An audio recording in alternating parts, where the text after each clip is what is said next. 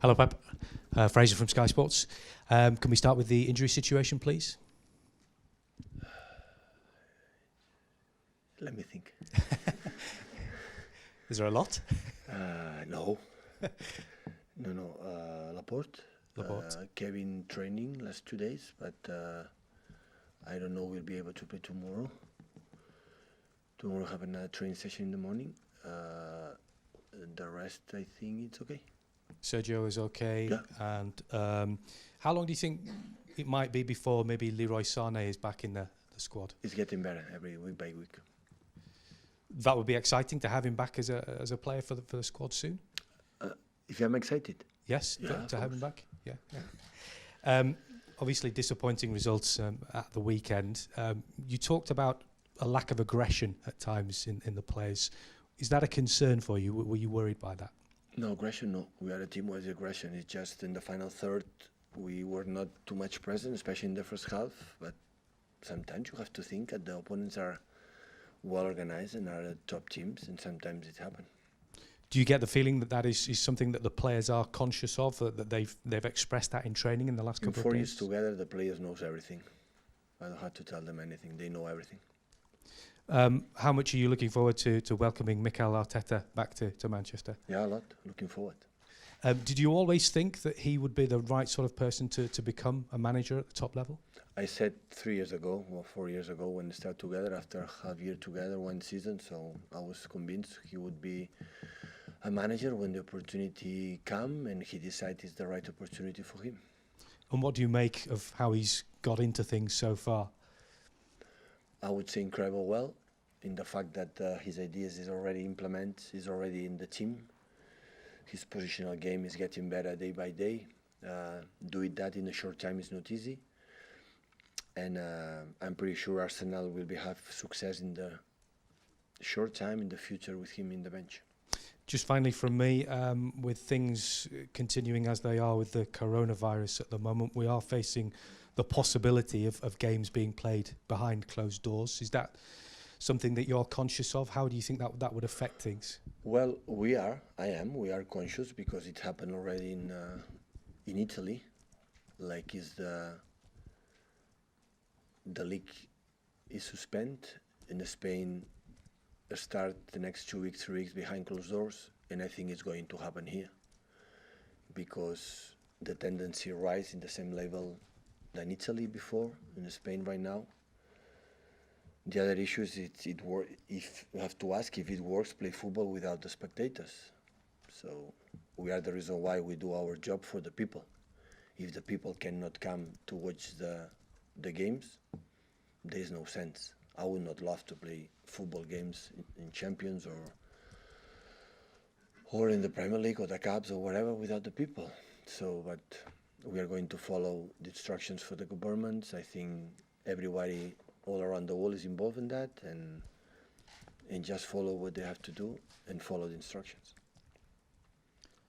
Pep, Damien Johnson, PLP. Can I just clarify, is Sané available to play against Arsenal?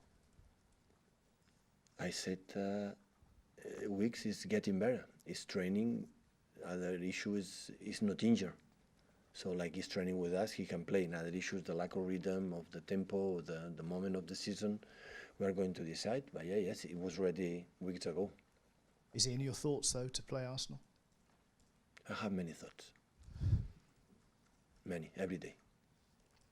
All nice thoughts. How is Edison? He made a couple of high-profile errors at Manchester United. He's an extraordinary keeper. Yeah. You have no thoughts about maybe... You and me, we cannot make mistakes. You are sitting, I'm sitting. So the players can make mistakes wherever they want. It's how they react and always react good.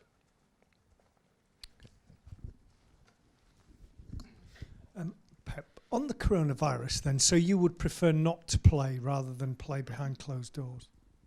I would prefer without people. I would prefer not play. Yeah, definitely. Because I mean, obviously, we are here for the people. Of course, if it's one game or for 2 games, I can understand it. But it's longer. The reason why you are a journalist to write for the people. We play for the people. If the people cannot be there, with sense, no sense. I mean, I would not love to play without people in my stadium or when I go away.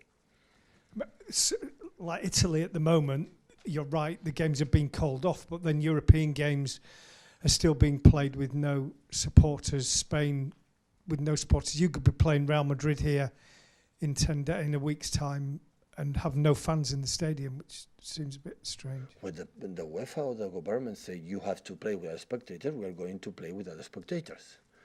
But I'm going to say if I would love to play with the spectators, with our fans. So for one game can happen, for a long time, it's no sense.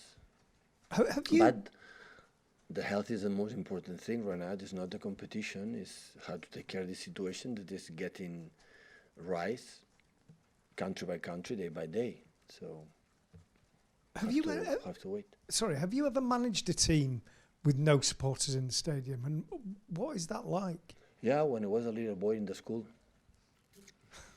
Yeah, I play football games, no people watching me, no TVs. No, I don't remember.